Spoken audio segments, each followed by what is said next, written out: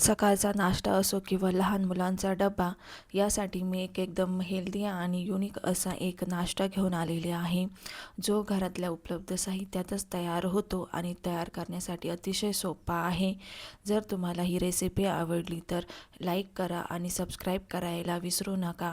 चला तर आपण रेसिपीला सुरुवात करूया. मी इथे 1 वाटी तांदूळ घेतलेले आहे.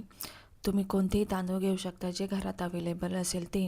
आणि त्याच वाटीच्या 1/4 भागपेक्षा थोडेसे जास्त मूग डाळ घेतलेली आहे. आणि ते आपण मिक्स करून ते 2-3 पाण्याने स्वच्छ धुवून घ्यायचे आहे. तुम्ही बघू शकता.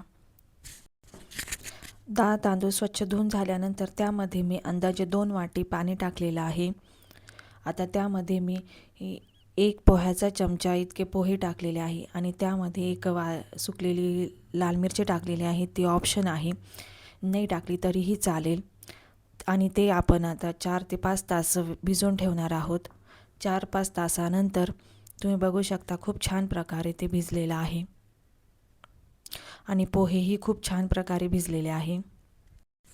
आता आपण काय करणार आहोत, यातलं सर्व पाणी निथळून हे सर्व मिक्सरच्या भांड्यामध्ये ट्रान्सफर करून घेणार आहोत. व्यवस्थितरित्या सर्व पाणी निथळून घ्यायचं आहे आणि सर्व त्यामध्ये ट्रान्सफर करून घ्यायचं आहे.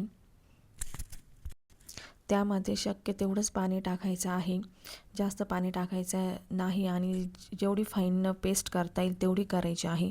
तुम्ही बघू शकता आपली किती छान पेस्ट तयार झालेली आहे.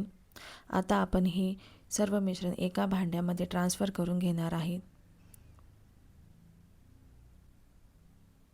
आता त्यामध्ये घरात ज्या भाज्या अवेलेबल असतील त्या टाकू शकता. मी यामध्ये शिमला मिर्च, कांदा, कोथिंबीर आणि टमाटे टाकलेले आहे.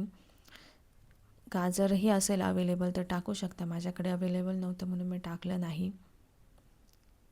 ह्या सर्व भाज्या तुम्ही त्यामध्ये टाकून घ्यायच्या आहे. कांद्याची पाते टाकू शकता, त्याने खूप छान फ्लेवर येतो. आता हे सर्व भाज्या टाकल्यानंतर ते सर्व मिश्रण एकत्र करून घ्यायचं आहे. आता त्यामध्ये आपण चवीनुसार मीठ टाकणार आहोत. हे जर तुम्ही रात्री बारीक करून ठेवलं आणि रात्रभर ते जर फर्मेंटेशन होण्यासाठी ठेवलं तर त्यामध्ये तुम्हाला सोडा टाकायची काहीही गरज पडणार नाही. पण आपण हे इन्स्टंट करणार आहोत त्यामुळे आपल्याला त्यामध्ये सोडा टाकायचा आहे. त्यामध्ये मी आता जिरा पावडर टाकलेली आहे आणि त्यासोबत चिमूटभर सोडाही टाकलेला आहे. तुम्ही बघू शकता. आता ते चांगल्या प्रकारे मिक्स करून घ्यायचं आहे. आता आपण इकडे तवा तापायला ठेवलेला आहे आणि त्यावर आपण हे मिश्रण एक पळी टाकून घेणार आहोत. जास्त पसरवायचं नाही आहे. आपण इथे मस्त छान छोटेसे स्पंजी डोसे करणार आहोत. 2 ते 3 मिनटं झाकून एक वाफ काढून घ्यायची आहे.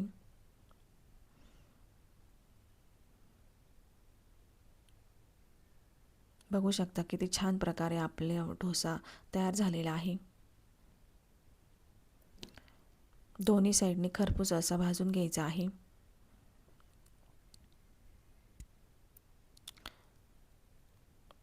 अशा प्रकारे आपले सर्व डोसे तयार करून घ्यायचे आहे. हा हेल्दी नाश्ता घरातल्या साहित्यात तयार होतो. तुमच्या घरामध्ये ज्या भाज्या अवेलेबल असतील त्या भाज्या तुम्ही यामध्ये टाकू शकता आणि इन्स्टंट होणारा पदार्थ आहे. तुम्ही हा सकाळच्या नाश्त्यासाठी किंवा मुलांच्या डब्यासाठी हे करू शकता आणि तुम्ही यासोबत एक हिरवी चटणी किंवा लाल चटणीही करू शकता. तुम्हाला जर ही माझी रेसिपी आवडली असेल तर व्हिडिओला लाईक करा आणि सबस्क्राईब करायला विसरू नका. तुम्ही बघू शकता आपला स्पंजी डोसा किती छान प्रकारे तयार झालेला आहे.